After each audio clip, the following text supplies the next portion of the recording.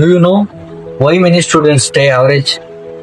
Even having a big dream, it's not because they are weak, it's because they are slowly stop building themselves. In the first year, everyone feel confident. I will become successful, I will make money.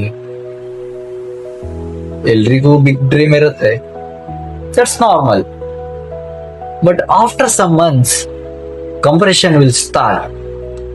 One friend start learning skills, another improving communication, another build confidence.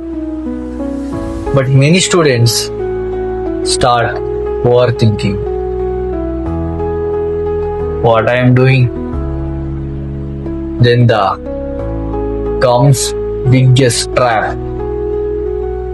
Students will discussing success every day instead of working every day. Bro, future ge important. Bro, skills important. Bro, we should do something big. But slowly, the discussion will start feeling progress. That is dangerous. When opportunities come, bro, sakata madu. Okay. Sakata madu. Next time, sakata madu.